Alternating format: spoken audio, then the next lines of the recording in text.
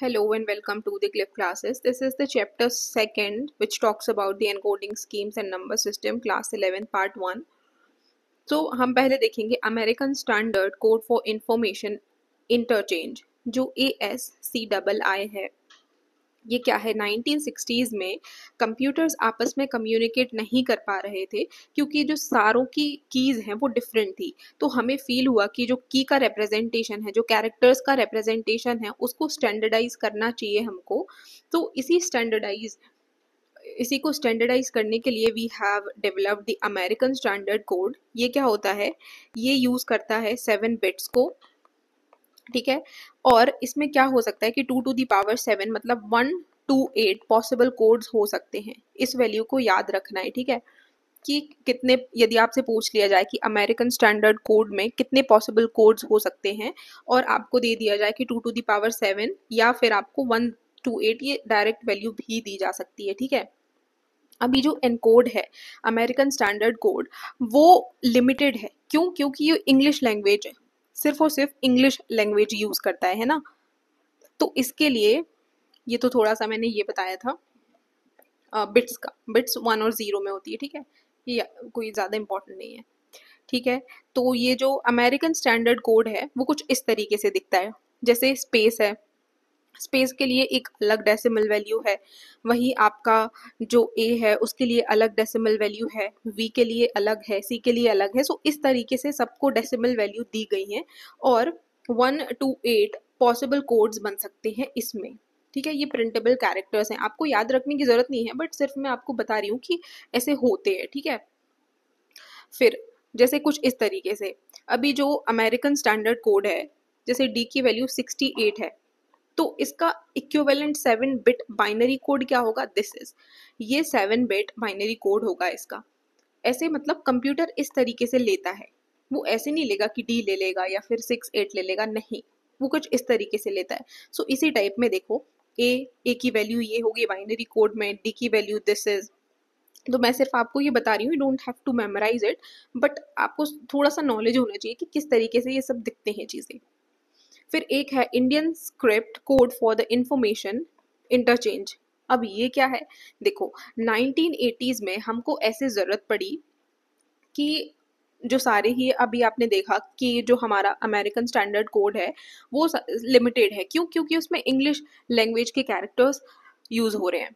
What about the Indian characters? यदि हम कुछ हिंदी में लिखना चाहें तो व्हाट अबाउट दैट? सो इसीलिए 1980s में we have developed the Indian script code for the information interchange. और इसमें क्या होता है कि ये 8 बिट कोड होता है, 8 बिट कोड होता है। एंड इसमें कितने कैरेक्टर्स होते हैं? 2 to the power 8 मतलब कि 2 5 6। अभी हमने क्या देखा था?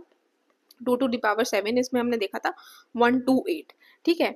सो इसमें क्या होता है कि जो 1 to 8 अमेरिकन स्टैंडर्ड कोड के जो कैरेक्टर्स हैं वो तो होते ही होते हैं, बट एडिशनली 128 होते हैं फॉर द इंडियन लैंग्वेजेस। और ये क्या होते हैं?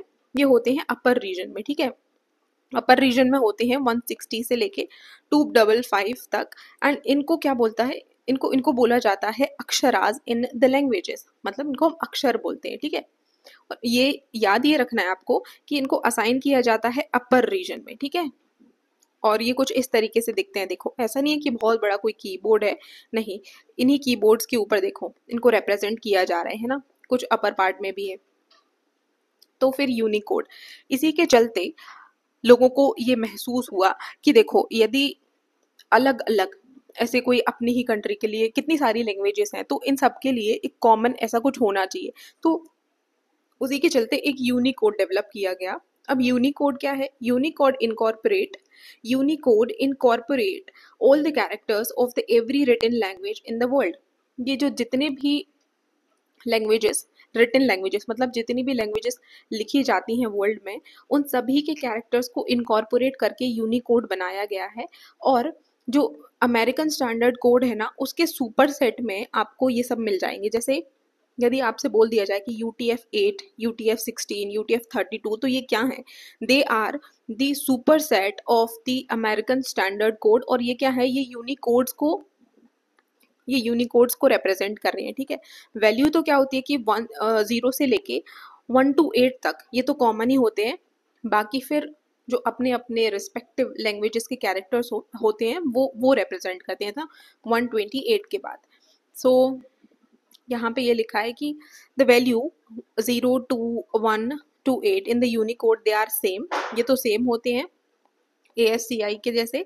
और फिर अदर 128 के बाद जो हमारी देवनागरी स्क्रिप्ट है उसके कैरेक्टर्स को रिप्रेजेंट किया जाता है ना। और जो देवनागरी स्क्रिप्ट के जितने भी वर्ड्स हैं या फिर जितने भी कैरेक्टर्स हैं उनको क्या दिया गया है, उनको यूनिक हेक्साडेसिमल वैल्यू दी गई है। वेरी वेरी इंपॉर्टेंट, क्या दिया गया है, हेक्साडेसिमल वैल्यू दी गई है। अभी देखो ये कुछ इस तरीके से दिखते हैं है ना, इनको हेक्साडेसिमल वैल्यू आप देख सकते हैं बहुत ही अच्छे से, ये हेक्साडेसिमल वैल्यू है। फिर नंबर सिस्टम। अभी नंबर सिस्टम कितने टाइप का होता है, नंबर सिस्टम होता है 4 टाइप का, binary, decimal, hexadecimal and octal.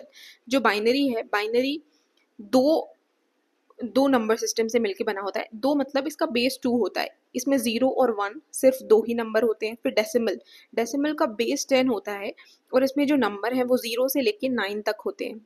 फिर ऑक्टल, ऑक्टल का बेस 8 होता है एंड इसमें 0 से लेके 7 तक नंबर होते हैं।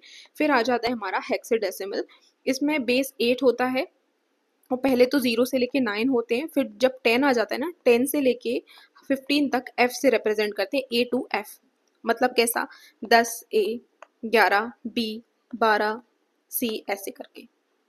ठीक है, जो नंबर सिस्टम है उसको पोजीशन वैल्यू भी बोला जाता है। क्यों, क्योंकि ये पोजीशन को रिप्रेजेंट करता है। अब देखो यहाँ पर एक बहुत ही अच्छा एग्जाम्पल दिया गया है, जैसे ये जो वैल्यू है, ठीक है, इस वैल्यू को देखो, यदि हमको इसको डेसिमल में लिखना है तो हम कैसे लिखेंगे। एक तो ये वैल्यू हो गई, ठीक है, ये डेसिमल के बाद वाली वैल्यू हो गई और ये डेसिमल के पहले वाली वैल्यू हो गई। जो डेसिमल के पहले वाली वैल्यू है वो कुछ इस तरीके से लिखेंगे हम, जैसे ये 1 2 3 है तो 1 2 3 लिख लेंगे और यहाँ से शुरू करेंगे, दिस इज द 1 0 2, मतलब हम नंबरिंग करेंगे। ठीक है, अब क्योंकि हमको डेसिमल में लिखना है तो 10 की पावर 0, 10 की पावर 1 और 10 की पावर 2।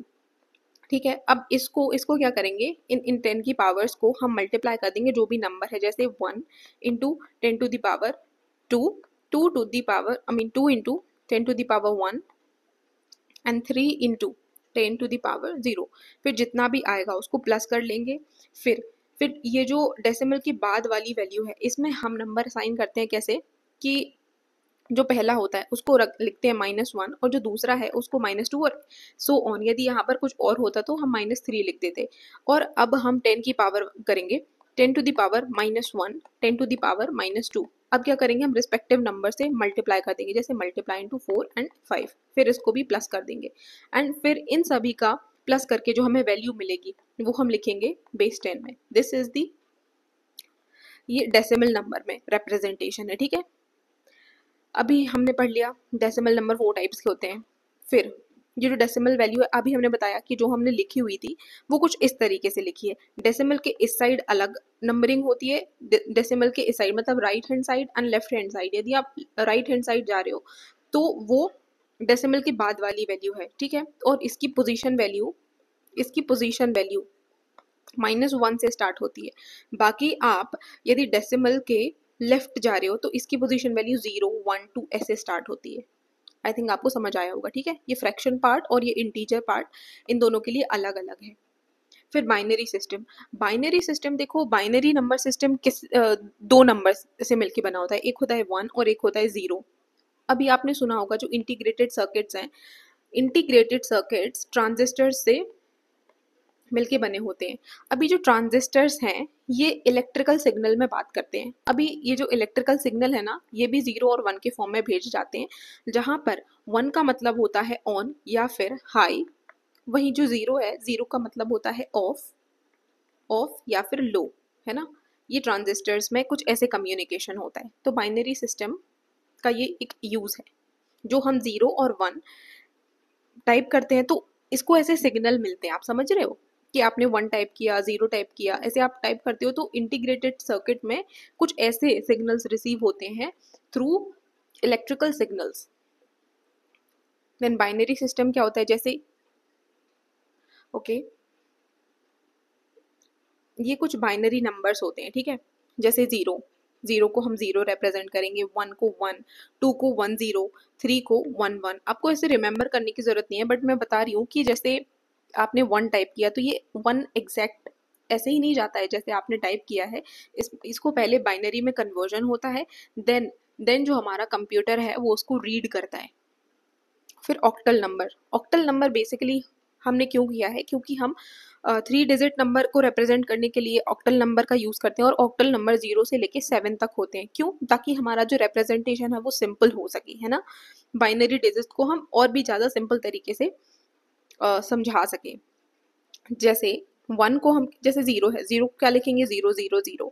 वहीं 1 को लिखेंगे हम 0 0 1, 2 को लिखेंगे 0 1 0, ऐसे ही 7 तक इनके कॉम्बिनेशन है। अब इसका एग्जांपल आप देख सकते हैं, जैसे 7 2 7, ये बाइनरी, यदि हम इसको बाइनरी में लिखेंगे तो ये कुछ ऐसा होगा, क्योंकि इसकी जो बाइनरी वैल्यू है, जैसे 7 की है 1 1 1, और फिर उसके बाद 1 की है 0 0 1 0, ओके, एंड देन 7 की वैल्यू है दिस, ठीक है। तो अब इसको ऑक्टल में कैसे रिप्रेजेंट करेंगे, 7 2 7। ये आपको ऐसे रिमेंबर करने की जरूरत नहीं है, बट ये सिर्फ मैंने आपको बताया, आपको रिमेंबर ये करना है कि ऑक्टल में 0 से लेके 7 डिजिट्स यूज करते हैं, बस that is it. Then octal number, ये देखो ऑक्टल नंबर कुछ इस तरीके से रिप्रेजेंट करते हैं, ठीक है। ये क्या होता है, octal number 3 bit binary numbers होते हैं। ये बस याद रखना है आपको कि 3 बिट बाइनरी नंबर्स होते हैं, और 0 से लेके 7 तक हम इसमें डिजिट्स यूज करते हैं। फिर आ जाता है हमारा hexa decimal number. Hexa decimal number numbers तो यूज करता है 0 से लेके 9 तक।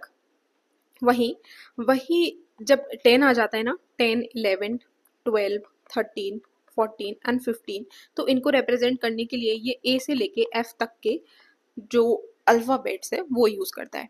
और ये हेक्साडेसिमल नंबर किसको रिप्रेजेंट करता है, it is representing the 4 binary digit, और ऑक्टल करता है 3 बाइनरी डिजिट्स, ठीक है। जो तो ये है हमारा कुछ हेक्साडेसिमल, ये कुछ इस तरीके से दिखता है ना। नंबर सिस्टम अभी हमने क्या पढ़ लिया, डेसिमल नंबर सिस्टम पढ़ लिया, जिसका बेस क्या होता है, 10 होता है, फिर बाइनरी 0 एंड 1 के फॉर्म में होता है। ऑक्टल 8 होता है, मतलब 0 से लेके 7 डिजिट्स हम इसमें यूज करते हैं, और प्लस 3 बाइनरी नंबर इसमें होते हैं। एंड ये जो हेक्साडेसिमल है, 0 से लेके 9 हम इसमें नंबर्स यूज करते हैं, फिर ए से लेके एफ तक यूज करते हैं 10 से लेके 15 के लिए, है ना। और ये क्या करता है, ये 4 बाइनरी डिजिट्स को रिप्रेजेंट करता है। अब देखो ये कुछ इस तरीके से लिखे जाते हैं, जैसे ऑक्टल नंबर है तो आप इसका बेस 8 लिखेंगे, हेक्साडेसिमल है तो इसका बेस आप 16 लिखेंगे, बाइनरी है तो बेस 2 लिखेंगे, एंड डेसिमल है तो जो बेस है वो 10 लिखा जाएगा। तो ऐसे आप पहचानते हैं कि किस फॉर्म में नंबर है। फिर देखो हम जो सेकंड पार्ट है उसमें हम पढ़ने वाले हैं जो डेसिमल कन्वर्जन है। अब हम ये जो सीरीज है इसमें हम सारे कन्वर्जन देखेंगे, पहले हम डेसिमल कन्वर्जन देखेंगे, ठीक है। So see you in the next lecture.